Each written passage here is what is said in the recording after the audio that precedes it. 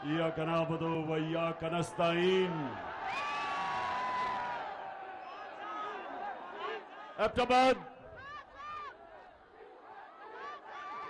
एबटाबाद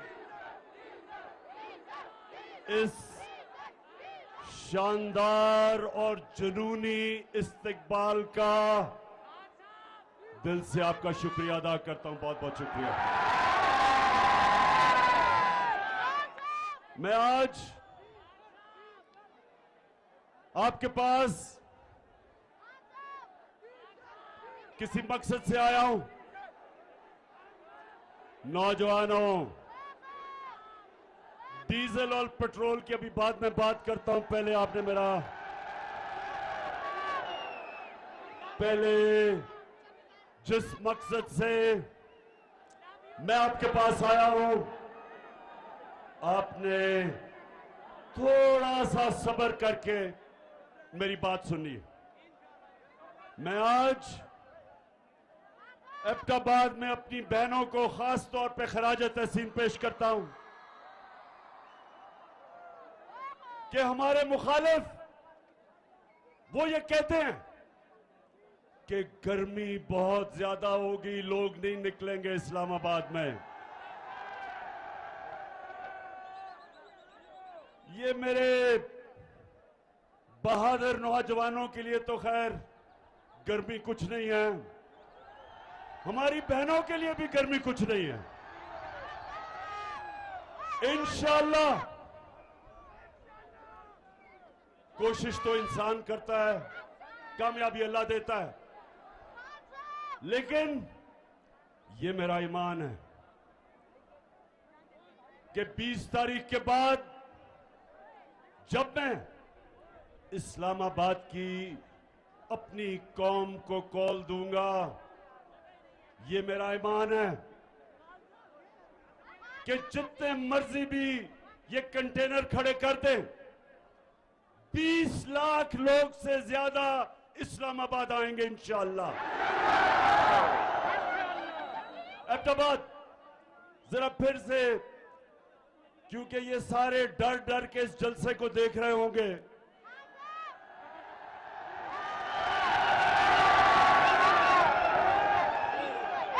एक तो ये रहा कि आपकी तादाद कितनी ज्यादा और जिस तरह गर्मी में जुड़ के आप सब खड़े हैं, लेकिन दूसरा जो इनको खौफ है वो आपके जुनून का खौफ है। इस्लामाबाद में एक इंसानों का जुनून आने वाला है और एक आवाज होगी इस्लामाबाद में कि हमें हकीकी आजादी चाहिए, हमें इंपोर्टेड हुकूमत नामंजूर। इंपोर्टेड हुकूमत, ये एबटाबाद, ये आपका जुनून वो नहीं होना है जो होना चाहिए। इंपोर्टेड हुकूमत किसी सूरत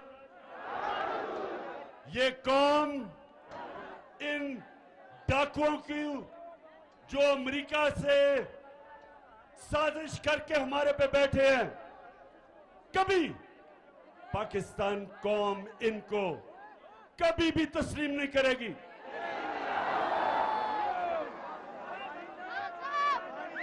एबटाबाद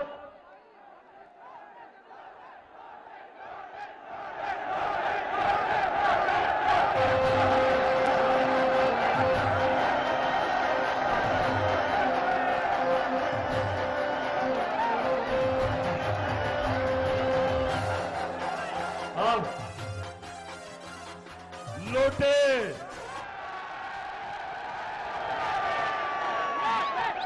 जहां तक मेरी गिनती है, पख्तूनख्वा में से तो सिर्फ एक लोटा निकला है, और जहां तक मुझे बताया गया अभी तक वो लोटा पेशावर आने की उसने जुर्रत नहीं की। इंशाअल्लाह जिधर भी ये लौटे जाएंगे पाकिस्तान में, जिधर भी जाएंगे इनको दो नारे लगेंगे। दो नारे क्या हैं?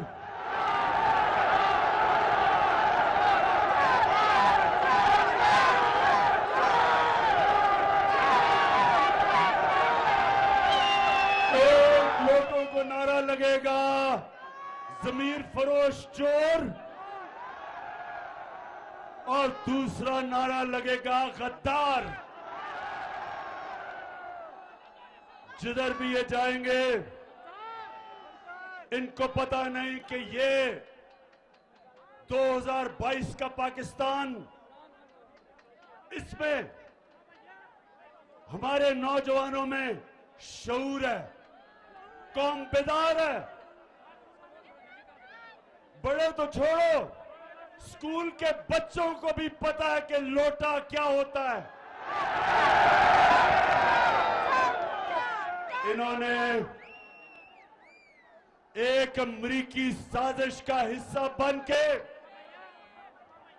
अमरीकी साजिश का हिस्सा बनके एक 22 करोड़ पाकिस्तानियों की मुंतखब हुकूमत को साजिश के तहत हटाया और इनके साथ शामिल थे यहां के मीर जाफर और मीर सादिक। नौजवानों, ये कौन थे मीर जाफर और मीर सादिक? जिनको नहीं पता मैं फिर से बता दूं, मीर जाफर जो मुसलमानों का, मुगलों का गवर्नर सिराजुद्दौला था, उसका सिपह सलार था, कमांडर इन चीफ था। उसने अंग्रेजों के साथ मिलके गद्दारी की सिराजुद्दौला से, मुसलमानों से। अंग्रेज जीते, अंग्रेजों ने बंगाल, जो मुगलों का सबसे अमीर सूबा था, सबसे ज्यादा पैसा बंगाल से आता था, वो सूबे को मीर जाफर की वजह से अंग्रेजों के गुलामी में गया और उसी जो सबसे अमीर सूबा था वहां कहत पड़े। अंग्रेजों ने इतना लूटा कि लाखों लोग भूख से मर गए वहां। और जब अंग्रेज गया 200 साल बाद, तो वो बंगाल हिंदुस्तान का सबसे गरीब सूबा बन गया। और मीर सादिक वो था जिसने टीपू सुल्तान से आखिर में जाके अंग्रेजों के साथ मिलके गद्दारी की और टीपू सुल्तान की शहादत हुई। और मैसूर जो टीपू सुल्तान की सल्तनत थी, अंग्रेजों की गुलामी में चली गई। ये गद्दारों ने आज ये किया पाकिस्तान से कि पाकिस्तान का प्राइम मिनिस्टर जो किसी से बुरे ताल्लुकात नहीं चाहता, जो किसी के मुल्क के खिलाफ नहीं है, सबसे दोस्ती चाहता है, लेकिन जो चाहता था कि हमारी फॉरेन पॉलिसी हमारे लोगों के मफादात की तहफ़्फ़ुज़ करे, हिफाजत करे, हम अपने लोगों को किसी मुल्क के लिए कुर्बान ना करें। जिस तरह अंग्रेजों, अमेरिकनों के साथ मिलके हमने जो उनकी जंग लड़ी, 80,000 पाकिस्तानियों की कुर्बानी दी गई, हमारा कबायली इलाका उजड़ गया, 100 अरब डॉलर से ज्यादा हमारे मुल्क को नुकसान हुआ। मैं कभी इस तरह की फॉरेन पॉलिसी मानने के लिए नहीं तैयार था। मैं कभी अमेरिकनों को पाकिस्तान में बेसिस देने के लिए तैयार नहीं था। मैं कभी अमेरिका की जंग में शामिल होने के लिए तैयार नहीं था। मैं रूस से, अगर मैं रूस गया तो मैं चाहता था, और हमारी बात चल रही थी रूस से, कि 30% कम कीमत पे रूस हमें तेल दे ताकि मैं अपने लोगों के लिए पेट्रोल और फजल रहमान को सस्ता करूं।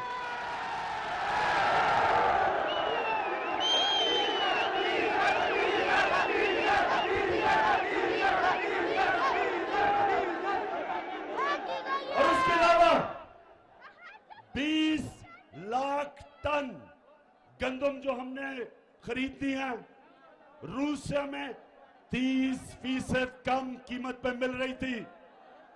तो मेरा मकसद तो मेरी कौम है। मैं क्यों अपनी कौम के मुफादात को अमेरिका के लिए कुर्बान करूं?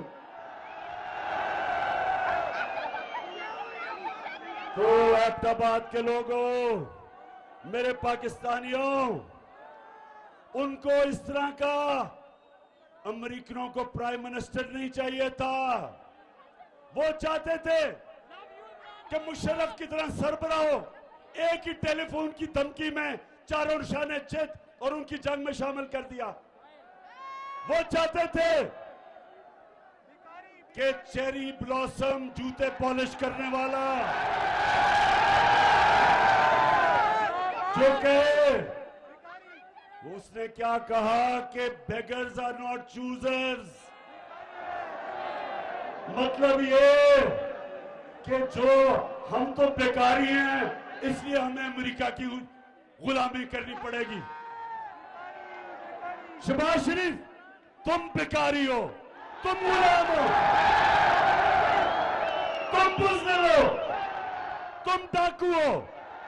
तुम्हारी चोरी का पैसा बाहर पड़ा हुआ है और अपने पैसे को, अपने चोरी के पैसे की और अपने भाई के और अपने खानदान के चोरी के पैसे को बचाने के लिए आपने, अगर आप समझते हैं कि हम आपके खातिर अमेरिका की गुलामी करेंगे, किसी गलतफहमी में ना रहो।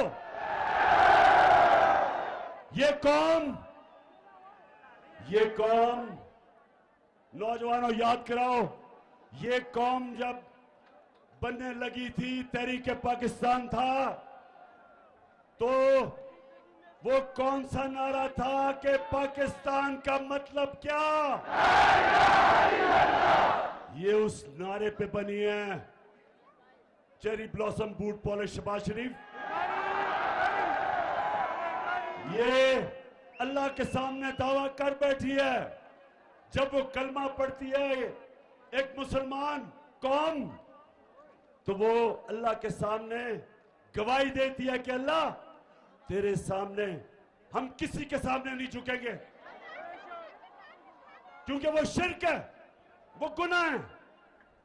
हम अपने अल्लाह, हम सिर्फ अल्लाह की इबादत करते हैं और उससे मदद मांगते हैं। हम ना किसी सुपर पावर को मांगते हैं। हमारा जो लीडर दुनिया की तारीख का सबसे अजीम लीडर ना आया है, उससे पहले ना आ सकता है, हमारे नबी सल्लल्लाहु अलैहि वसल्लम। हम तो उनकी उम्मत हैं, हम तो उनकी उम्मत हैं। और उन्होंने ये कहा था कि इस्लाम मुसलमानों को गैरत देता है, ला इलाहा इल्लल्लाह इंसान को गैरत देता है। हम किसी के जूते पॉलिश करने वाले नहीं हैं। और इंशाअल्लाह इस्लामाबाद में 20 के बाद जब मैं कॉल दूंगा, तो सारी कौम इस्लामाबाद पहुंच के एक पैगाम देगी, एक ही पैगाम देगी, एक ही पैगाम देगी कि इंपोर्टेड हुकूमत नामंजूर।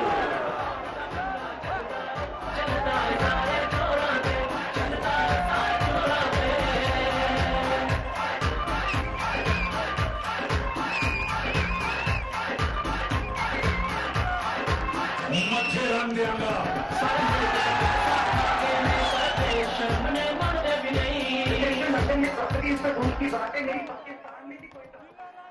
हाँ, कहती मोहतरमा फरमाती है कि लंदन तो छोड़ो, पाकिस्तान में भी कोई प्रॉपर्टी नहीं है। मैंने वैसे जो शरीफ खानदान ने झूठ बोले हैं मैंने कभी किसी को ऐसे झूठ बोलते नहीं देखा। तो अच्छा नौजवानों, बाशऊर नौजवानों, दिलेर नौजवानों और मेरी बहनों, सुनो जरा। मैं आज अपने मीडिया से एक सवाल पूछता हूं। ये जब से इंपोर्टेड हुकूमत आई है, सारी चीजों की कीमतें ऊपर चली गई हैं। तो मैं अपने मीडिया से पूछता हूं कि कितनी दफा आप माइक लेके दुकानों में और बाजारों में जाके पूछा कि महंगाई है या नहीं है। हमारी बारी तो 4 रुपए टमाटर पड़ते था तो सारे बाजारों में फिरने शुरू हो जाते थे कि जी कितना नया पाकिस्तान। तो मैं चाहता हूं कि हमारा मीडिया हमारे से जो कर गया, और ठीक है मीडिया को करना चाहिए, मीडिया का काम है तनकीद करना, लेकिन ये जो अब इंपोर्टेड हुकूमत आई है, अब तो मुझे माइक नहीं नजर आ रहा कहीं जाते हुए। अब तो मीडिया के मेरे बड़े बड़े जबरदस्त मीडिया के हमारे लोग हैं। तो मैं जरा आज आपसे दरख्वास्त करता हूं कि खुदा के वास्ते जरा माइक लेके दुकानों में तो जाएं, बाजारों में जाएं, नौजवानों के पास जाएं। घी की कीमत पूछ लें कि घी कितना है, पूछे तो सही कीमतें किधर गई हैं, बिजली कितनी है, और अभी डीजल और पेट्रोल कितना है, पूछे तो सही लोगों से।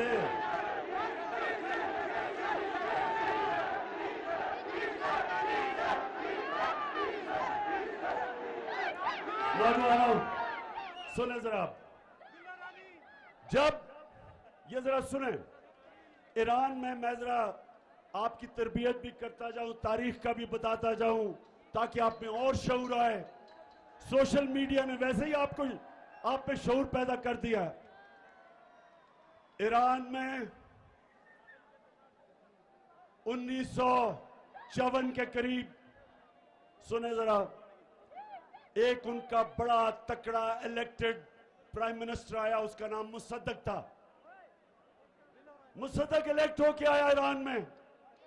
उसे पता चला कि ईरान का जो तेल है, वो सारा तेल जो ईरान से निकलता है, उसका सारा पैसा अमेरिकन और बरतानियों की तेल की कंपनीज वो सारी पैसा बना रही हैं, और ईरान के लोगों को मिल कुछ नहीं रहा, क्योंकि वो अवामी प्राइम मिनिस्टर था। उसने फैसला किया कि ये जो तेल ईरान से निकाल रही हैं, उनको वो नेशनलाइज करेगा, ताकि पैसा नफा ईरान के लोगों को मिले, बजाय बरतानिया और अमेरिकन कंपनीज। अमेरिका की CIA ने, और ये सब अब ये सारी चीजें अवेलेबल हैं, ये आप क्योंकि ये रिकॉर्ड्स डिक्लासिफाई हो गए, आप सबको मिल सकते हैं।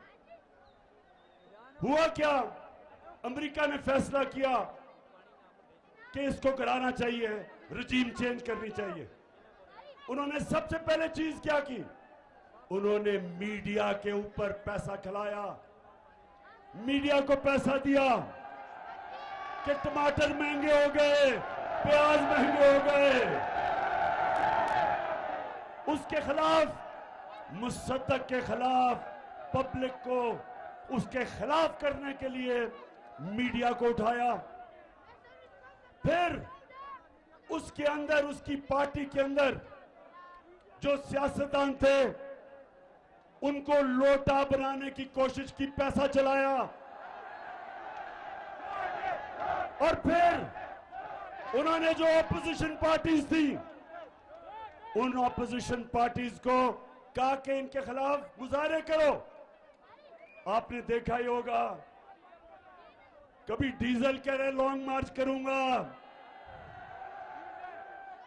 और कभी ना बिलावल कह रहे मैं लॉन्ग मार्च करूंगा। कभी सारी 11 की 11 पार्टीज मीनारे पाकिस्तान में निकली इमरान खान को गिराने के लिए।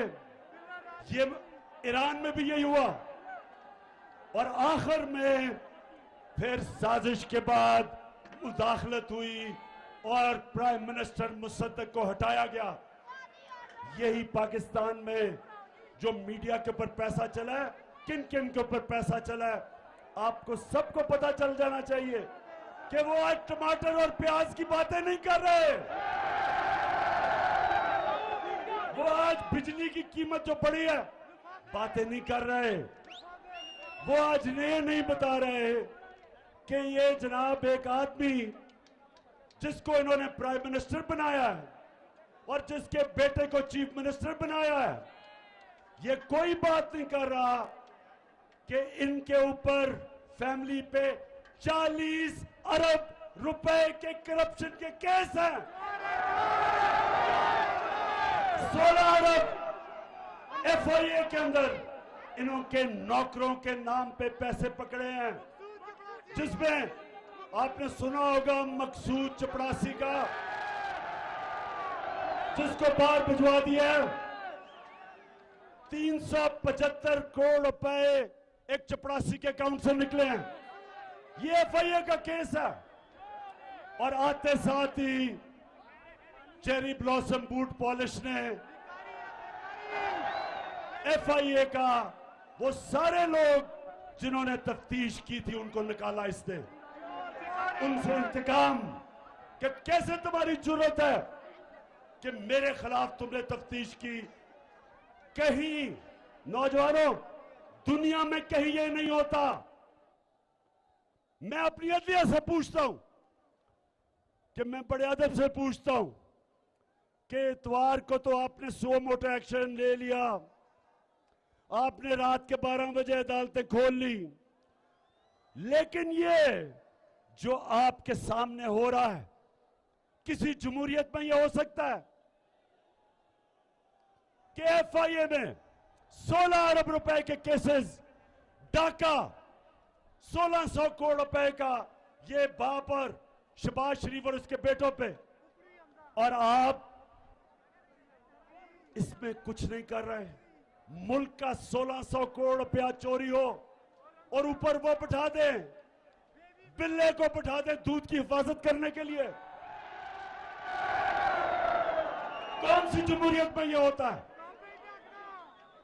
और मैं आज नौजवानों ये सुन लें, मेरे नबी सल्लल्लाहु अलैहि वसल्लम ने आज से 1500 साल पहले तकरीबन कहा कि कौम तबाह कब होती है? जब छोटे चोरों को आप जेलों में डालते हैं और बड़े डाकुओं को आपका इंसाफ का निजाम नहीं पकड़ सकता, वो कौम तबाह हो जाती है।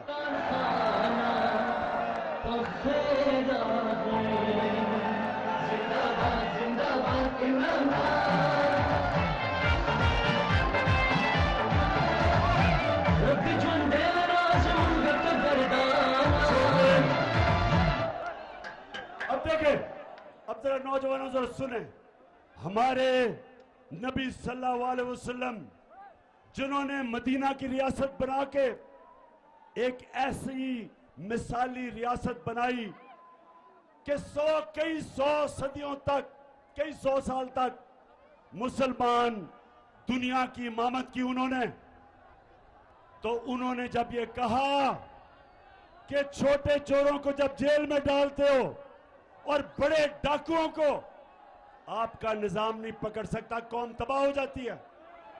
छोटे चोर साइकिल चोरी करेगा, भैंस चोरी करेगा, मोटरसाइकिल चोरी करेगा, हाँ मुल्क में तो मुश्किल पड़ेगी, लेकिन कौम नहीं तबाह होगी। कौम तब तबाह होगी जब अरबों रुपया मुल्क से चोरी करके, और जब आप अरबों रुपया चोरी करते हैं आप बिस्तर के नीचे नहीं रख सकते, आप बैंक में नहीं डाल सकते, आपको मुल्क से बाहर भेजना पड़ता है। और जब अब मुल्क से पैसा बाहर भेजते हैं, डॉलर लेते हैं, जब डॉलर खरीद के मुल्क से पैसा बाहर भेजते हैं, डॉलर की कमी होती है। जब डॉलर कम होता है तो रुपया गिर जाता है, डॉलर ऊपर चला जाता है, रुपया नीचे। जब रुपया गिरता है, और जैसे ये आए हैं रुपया गिरना शुरू हो गया। जब रुपया गिरता है नौजवानों, तो महंगाई होती है, सब चीज महंगी हो जाती है, गुर्बत होती है, मुल्क तबाही की तरफ चला जाता है। आज एक एक दुनिया में मुल्क जो गरीब है, उन सारे मुल्कों पे एक चीज है, उनके पैसे वाले लोग पैसा चोरी करके मुल्क से बाहर लेके जाते हैं और उनका इंसाफ का निजाम उनको नहीं पकड़ सकता।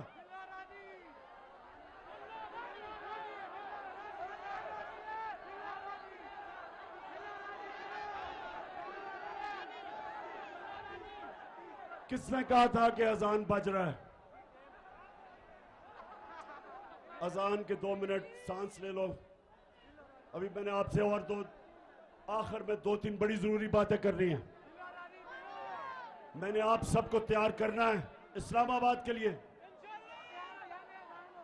और इसमें हमारे खानदान भी आएंगे, फैमिलीज आएंगी, सबसे ज्यादा मेरे दिलेर नौजवान आएंगे, और पख्तूनख्वा, क्योंकि आप इस्लामाबाद के सबसे करीब हैं, तो मुझे सबसे ज्यादा मैं पख्तूनख्वा के लोगों को वहां देखना चाहता हूं। और मेरे लिए नहीं आना आपने अपनी हकीकी आजादी की जंग लड़ने आना है। आपने कायदे आजम का पाकिस्तान बनाने आना है। होगी आजान? अच्छा जी नौजवानों, सुनो जरा मेरी बात। अब मैं अपनी बात की खत्म करने की तरफ जा रहा हूं। देखें, हमारा मुल्क बना था, एक बड़ा ख्वाब था कि हमने, जो इल्लामा इकबाल ने कहा कि हमने किसको मिसाल बनाना था, इस्लामी रियासत जो मदीना की रियासत के तर्ज पे, उन असूलों पे खड़ा होना था। इसलिए अगर हम ये इंपोर्टेड हुकूमत, ये करप्ट लोग, ये डाकू, ये जिस तरह वो इंटीरियर मिनिस्टर कातिल, अगर हमने इनको तस्लीम कर लिया, ये हम पाकिस्तान की ख्वाब से सबसे बड़ा धोखा करेंगे। इसलिए आप जब इस्लामाबाद आएंगे तो हमने फैसला करेंगे, हम सारी कौम को बताएंगे कि हमें आजादी चाहिए, गुलामी नामंजूर। हमें राय हक चाहिए, हम अमर बिल मारूफ पे चलने वाले हैं। हमें अल्लाह का हुक्म है, एबटाबाद हमें अल्लाह ने हुक्म दिया है कि अच्छाई के साथ खड़े हो, अमर बिल मारूफ व नही अनिल मुनकर, बुराई के खिलाफ अच्छाई के साथ। जो मैं बार बार कहता हूं, न्यूट्रल देने की, बनने की, न्यूट्रल बनने की अल्लाह ने हमें इजाजत नहीं दी। हम अच्छाई का साथ दें, राय हक पे चले, इंसाफ के लिए खड़े हों, लेकिन अल्लाह ने हमें ये इजाजत नहीं दी कि मैं कहूं ना मैं तीतर हूं ना मैं बटेर हूं, मैं तो न्यूट्रल हूं। मैं बार बार कहता हूं, न्यूट्रल सिर्फ जानवर होते हैं, इंसान को तो अल्लाह को जवाब देना होता है। उसने तो दुनिया में भेजा है और उसने आपको कहा है कि आखिरत में मैं तुम्हारे से जवाब लूंगा। क्या तुम राय हक पे चले? क्या तुम इंसाफ के साथ खड़े हुए? क्या तुमने जुल्म का मुकाबला किया? क्या तुमने नाइंसाफी के खिलाफ जिहाद की? क्या तुमने अपनी आजादी के लिए, क्योंकि अल्लाह ने तो आपको ला इलाहा इल्लल्लाह के बाद आजाद कर दिया, क्या आपने एक इंपोर्टेड हुकूमत के खिलाफ जदोजहद की? पूछेगा अल्लाह आपसे। आप ये नहीं कह सकेंगे नहीं जी मैं तो न्यूट्रल हूं। आपको उसने ये इजाजत नहीं दी। जानवरों को आप देखते हैं प्रोग्राम्स में, बड़ा शेर आके किसी हिरन या किसी जानवर को पकड़ लेता है, कोई उसको बचाने नहीं आता क्योंकि वो न्यूट्रल है सारे। इंसान को उसने इजाजत नहीं दी। इंसान को उसने कहा है आप जालिम के खिलाफ खड़े हो, मजलूम के साथ खड़े हो, आप सच के साथ खड़े हो, झूठ के खिलाफ खड़े हो, आप अच्छाई के साथ खड़े हो और बुराई के खिलाफ जहाद करें। आप कभी भी जब आप तस्लीम करेंगे कि 60% कैबिनेट जमानत पे है, प्राइम मिनिस्टर जमानत पे है, चीफ मिनिस्टर पंजाब जमानत पे है, बाप बेटे के अलावा नून लीग को कोई मिलता नहीं है, उधर आसिफ जरदारी जमानत में है, उसकी राना सनाउल्लाह जमानत पे है। तो ये जब जिस मुल्क के ऊपर चोर डाकू कातिल ऊपर बैठ जाए, नौजवानों उस मुल्क का कोई मुस्तकबिल नहीं है और हम सब पे फर्ज हो जाता है कि हम इस जुल्म और नाइंसाफी के खिलाफ खड़े हो। तो मेरी सारी आपको आज पैगाम एक ही है, तैयारी करें। 20 तारीख के बाद जब भी मैं आपको कॉल दूं, हाथ खड़ा करके बताएं कि आप तैयार होंगे उसके लिए। जो वहां नहीं पहुंच सकते वो अहमदाबाद में निकलें, लेकिन निकलें सब। आप सब निकल के बताएं, अमेरिका को भी पैगाम जाए कि ये गुलाम कौम नहीं, ये आजाद कौम है और हम चेरी ब्लॉसम को बिल्कुल तस्लीम नहीं करेंगे। और ये जो इसने आके कहा कि मैं अपने कपड़े भी उतार दूंगा आटा सस्ता करने के लिए, खुदा के वास्ते शहबाज शरीफ ये ड्रामे खत्म करो। तुम्हें लोग पहचान गए हैं, वो उनकी बड़ी बड़ी हैट पहन के कभी किधर पड़ रहा है, वो ड्रामे कर रहा है कि मैं अपनी कपड़े उतार दूंगा। शहबाज शरीफ खुदा के वास्ते कपड़े ना उतारना, हम खौफ से मर जाएंगे। सिर्फ एक काम कर दो, वो जो तुमने और तुम्हारे भाई ने और तुम्हारे दामाद ने और तुम्हारे बेटों ने और नवाज शरीफ के बेटों ने और इसहाक डार और उसके बेटों ने जो तुमने पैसा चोरी करके बाहर लेके गए हो, बस वो आधा ही पैसा ले आओ, हम गंदम की कीमत खुद ही नीचे कर देंगे। ड्रामों का टाइम चला गया शहबाज।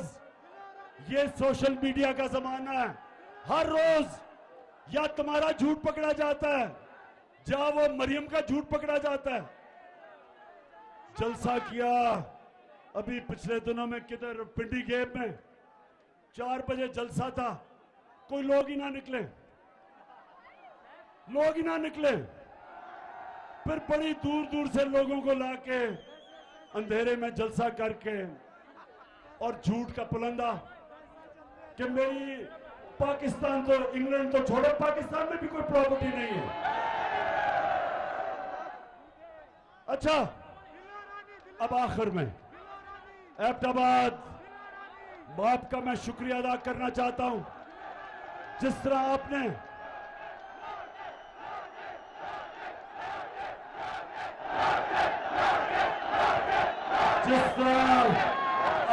हमें इलेक्शन जताई, शिकस्त दी।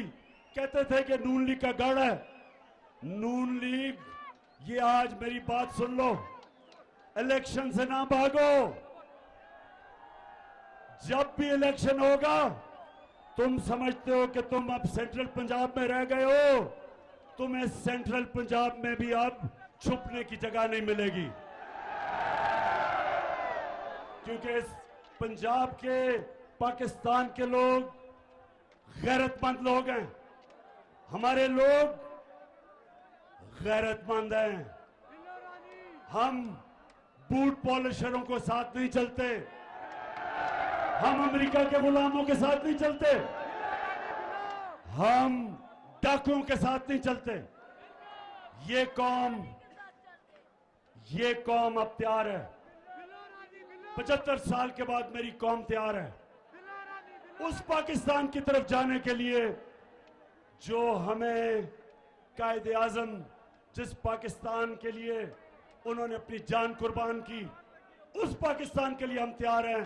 और इंशाअल्लाह जब हम इस्लामाबाद पहुंचेंगे, जब इस्लामाबाद में 20 लाख लोग पहुंचेंगे, तो वो पाकिस्तान हम सबको नजर आना शुरू हो जाएगा। पाकिस्तान जिंदाबाद।